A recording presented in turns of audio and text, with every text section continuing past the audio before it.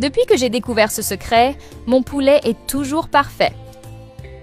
Pour la recette d'aujourd'hui, je vais mettre 6 cuisses de poulet dans une casserole. Ensuite, je vais couvrir les ingrédients avec du lait. 1 cuillère à café de sel, 1 demi-cuillère à café de poivre noir, 1 cuillère à café d'ail en poudre, 2 feuilles de laurier et couvrir pour laisser cuire 10 minutes. Après ce temps, je vais retourner la recette de l'autre côté. Ainsi, je couvre à nouveau pour laisser cuire encore 10 minutes. Dans un récipient, je vais ajouter 2 œufs, 1/4 de tasse de lait pour bien mélanger. Et avant que j'oublie, dis-moi de quelle ville tu nous regardes pour que je t'envoie une accolade spéciale. L'accolade d'aujourd'hui va pour Solène Martel de Normandie. Je suis content que tu apprécies nos recettes.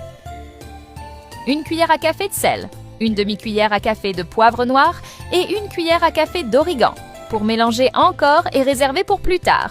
Dans un autre récipient, je vais ajouter 1 tasse de farine de blé, 1 tasse de fécule de maïs, 1 cuillère à café de sel, 1 demi-cuillère à café de poivre noir, 1 cuillère à café d'origan, 1 cuillère à café de paprika, 1 cuillère à café d'ail en poudre et 1 cuillère à café d'oignon en poudre, pour bien mélanger.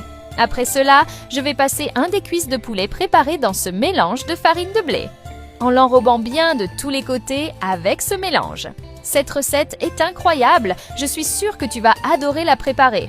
Ensuite, je vais le passer dans le mélange d'œufs préparé auparavant. Tu sais comment va finir la recette d'aujourd'hui?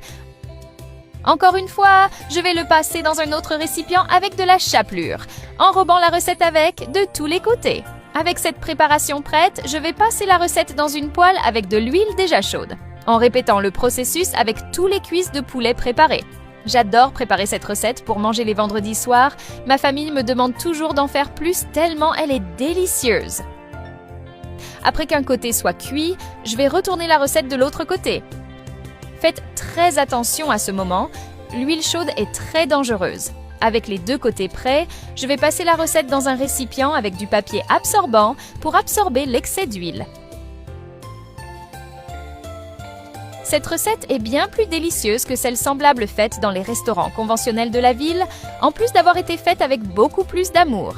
Elle est aussi beaucoup plus facile à faire, car nous avons normalement déjà tous les ingrédients à la maison, sans avoir à sortir acheter ce qui manque et dépenser plus d'argent.